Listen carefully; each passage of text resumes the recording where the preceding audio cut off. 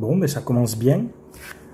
Première journée de Ligue 1, premier match de l'OM version 2025-2026, déplacement à Rennes, au Razons Park. Et l'OM qui revient avec 0 points, avec une défaite 1-0 contre une équipe de Rennes qui a joué à 10 contre 11 pendant plus d'une heure de jeu. Salutations à toutes et à tous, Steve, supporter of Marseille, j'espère que vous allez bien. Si tu es nouveau sur ma chaîne, l'ensemble de mes abonnés et moi-même te souhaitons la bienvenue. Ici, on parle foot, on va débriefer, analyser ensemble ce match. Stade de Rennes, FC Olympique de Marseille, première journée de Ligue 1, McDonald's, défaite 1-0 de nos Olympiens là-bas à Rennes. Allez, c'est parti. Tout d'abord, comme chaque année, depuis plus de 7 ans, tu le sais avec moi, on va féliciter qui? Les supporters de l'OM qui ont fait le déplacement, qui ont fait la diagonale là-bas en Bretagne pour soutenir notre équipe, malheureusement pas récompensés par leurs efforts. Bravo pour les chants, bravo pour les encouragements, l'ambiance, les drapeaux. Malheureusement, l'OM ramène 0 points. La compo de De Zerbi pour ce premier match. Rulli dans les buts. À droite, le jeune C.J. Riley. À gauche, c'était Murillo. C'est vrai que j'étais surpris par, j'imagine comme toi, par cette composition de base. Kondogbia, Balerdi dans l'axe. La paire Gomez-Holzberg à la récupération. Et après du classique, Greenwood, Rabiot, Rao et Guiri devant. Bon, la première mi-temps, tu sens que c'est le premier match de la saison, ça se jauge beaucoup, ça s'observe, ça se livre pas complètement. Rennes est assez incisif dans ses incursions dans notre surface, mais on a une très belle défense, notamment avec Balerdi et C.J. Riley qui a fait d'ailleurs un très bon match. Après, il est repassé dans l'axe, il a fait un très bon match. Et Rulli a sorti quand même quelques sorties, quelques parades décisives, notamment en première mi-temps. Nous, on s'est contenté de très peu de frappes. En première mi-temps, avec seulement 2 tirs, entre guillemets, enfin un tir cadré mais qui compte pas parce que c'est sur le poteau. Et après en deuxième mi-temps, on a une tête sur le poteau aussi. D'ailleurs, je te mets les stats tout de suite ici du match, comme ça on en parle tout de suite. 24 tirs, seulement 2 cadrés. 24 tirs, seulement 2 cadrés. Et ouais, c'est plus les matchs de préparation. C'est pour ça quand je vous dis de calmer l'enflammade, que les matchs de préparation c'est une chose, l'intensité n'est pas la même en match de préparation qu'en match officiel, d'accord?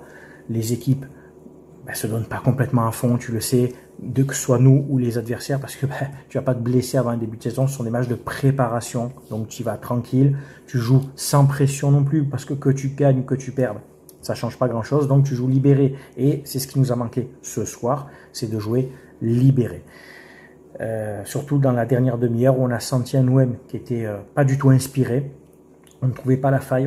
On a énormément tenté sur le côté droit avec Greenwood, puis Timothy Weah quand il est rentré d'ailleurs qui a remplacé Kondogbia à la mi-temps. Du coup, c'est C.J. Riley qui a pris la place en défense centrale. Timothy Weah remuant, percutant, qui s'est proposé, qui s'est rendu disponible, mais beaucoup de maladresse. Tout comme Rao d'ailleurs, qui est sorti un peu plus de l'heure de jeu, remplacé par Aubameyang. Rao, beaucoup de maladresse. En fait, à l'image de cet OM ce soir, manque d'inspiration, pas mal de maladresse, un Greenwood qui a trop forcé, qui a voulu en faire trop, et en fait, on le voit, ce match-là reflète certains matchs de la saison précédente où il n'y a pas de fond de jeu vraiment, tu sais, il n'y a pas une patte encore affirmée, tu sais, comme on a pu le voir à certains matchs, à l'inverse des fois de matchs où tu dominais complètement. Le milieu de terrain pour moi était bon, que ce soit Holzberg et le jeune Gomez aussi, qui est arrivé chez nous, que j'ai trouvé très vif, a récupéré pas mal de ballons. Il a été remplacé par Bacola. Garcia lui a remplacé Murillo d'ailleurs en toute fin de match, tout comme Vaz qui a remplacé Guiri qui a basculé à gauche. Bon, Vaz qui a eu très peu de ballons d'ailleurs. Bref, on perd ce match parce que Rennes a été plus juste, plus lucide que nous. Et leur contre a été plus dangereux, ils ont moins tiré que nous, mais leur action a été beaucoup plus dangereuse. Habib Beye a gagné son pari tactique contre De Zerbi. Bon, contre une défense à 5, je vais te dire. Quand tu joues contre des défenses reculées comme ça à 5, il vaut mieux être très juste techniquement. Parce que tu peux jouer, tu peux t'empiler pendant des heures devant cette défense. Si soit il te faut un joueur qui fasse la différence individuellement, mais de très très haut niveau, et Greenwood n'a pas su faire ce match-là, soit il faut vraiment que tu joues à une vitesse et avec une justesse technique, que tu casses les lignes, que tu tac, tu vois ce que je veux dire, à une touche de balle, que ça soit fluide, que ça soit impeccable. Tu n'as pas le droit à l'erreur de contrôle. Sur des défenses comme ça, le système des Zerbi demande une exigence technique que ce soir les joueurs n'avaient pas. Donc résultat, tu peux jouer encore, à l'heure où je te parle, tu peux jouer encore, tu ne marques pas. Sachant qu'ils étaient à 10. Ils étaient à 10 pendant plus d'une heure de jeu. Et finalement, tu vois, ça nous a pas forcément aidé. Ils ont continué à jouer en bloc bas. Ils ont laissé la possession à Marseille en milieu de terrain. Ils n'ont pas cherché à prendre l'OM au milieu de terrain. Ils nous ont aspiré et c'est parti dans les contres. Le but qu'on prend, c'est parti sur un contre sur le côté gauche, un bon ballon à Blas, qui est un très bon joueur de ballon et qui, malgré que Rulli a quand même touché la balle, a ralenti la balle, mais qui a cadré sa frappe, quoi.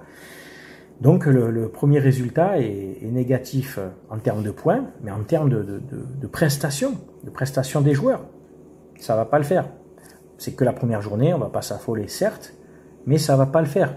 Il va falloir vraiment rehausser son niveau de jeu et pas s'appuyer sur des résultats contre Séville ou Valence ou Aston Villa, où ce sont des matchs de préparation, où l'intensité n'est pas la même.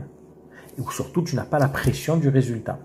Prochain match au Vélodrome, d'entrée, tu es obligé, même au Vélodrome, tu dois gagner, mais là, c'est d'entrée, il va falloir récupérer ce manque à gagner à l'extérieur, c'est-à-dire gagner tout de suite.